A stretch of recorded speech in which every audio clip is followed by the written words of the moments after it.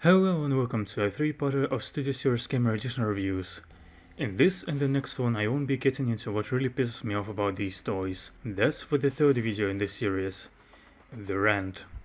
In these two I will try to be as objective as I can, only taking the toy for what it is, not what it's trying and failing to do. Like and subscribe so the next review comes out sooner, it really does work. So Sideswipe, and I'm already struggling to keep the inferno inside of me at bay. Let's flip the script and talk about the car mode first, cause there's far less issues with that, and it's the best mode of the two. The back of the mode is a little messy, but robot mode just become the trunk is a nice trick. Sadly, the spoiler proves to be useless because of the connection, and I don't know if I can let this one slide, since it absolutely needs a way to turn around for the robot mode, but at the same time it just looks ugly, and I don't care for the grey piece in the middle of the silver line. Would it be awesome if they painted it? Absolutely, but they probably couldn't, and it doesn't matter either way, since the connection of the spoiler is still red and also breaks the line. Yeah, it's a car, a solid car, but other than the gun storage it doesn't do much else. Foreshadow, foreshadow. The transformations between each mode is definitely an interesting process, and it's more pleasant than I was expecting it to be. The robot mode, however, is it has the looks if you don't pay attention to the backpack, of which I have many things to say in the rant. But for now, all I'm gonna say is, it's the worst backpack, not just because it impedes articulation, not just because it's just one giant chunk of plastic, not just because it's so flimsy it would rather flop about because it doesn't plug into anything.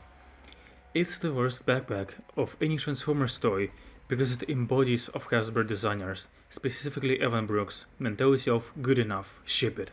And no, a Takara Tomy repaint wouldn't save the toy overall. It'd just be polishing a toad when the assignment was a golden triangle. Speaking of articulation, well, it's really weird in places, and the knees on mine are weak as fuck. The weirdness starts with this toy not having an actual waist row, because this one is a transformation hinge. It's even shaped to sit flush with the chest panel.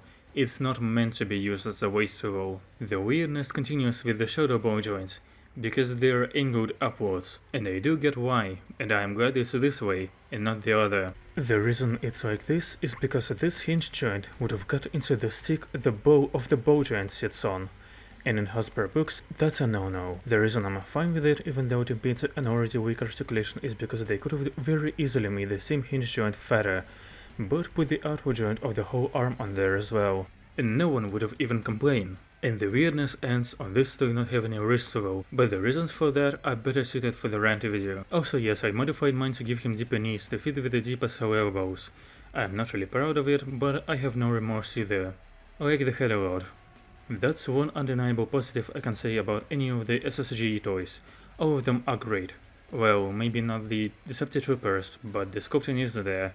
It just severely lacks in paint. The gimmick of this subline is proving to be awesome in practice, just like in theory. They even made the car mode storage pack full 5mm long, so any toy can hold photon burst rifle as a handheld weapon.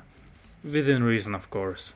It even has a blast effect on the end, which I guess makes it seem like they treat this subline differently from regular Studio Series, like the 86 subline, and the combat ports on the feet fuel this theory even more. I'm not done on the backpack, because this piece is packed in separately and it's on a 5mm port for some reason, which I don't even know what it can be used for.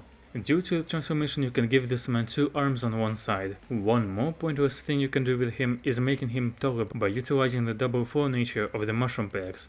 I have no idea why you will do this, but you indeed can. The paint and general coloration on this guy is severely lacking.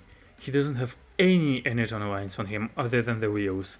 And I gotta call it right here before I get deep into the story and get an actual brain aneurysm. And I don't even hate it that much. It's worse than I imagined, and I cannot believe how much of a foreshadow this would be. And it's not like Sideswipe doesn't have his own can of worms, but there's still fun to be had. It's not a bad or an unfun toy per se, but it just physically cannot be higher than Meteor. Not even through my pink glasses full of nostalgia for the game, I cannot force myself to say it's a good toy. But it's definitely better than the original Fall of Cybertron Deluxe by the virtue of not being the original Fall of Cybertron Deluxe, and even then I love Fall of Cybertron Jazz. And that's it. Thank you and goodbye.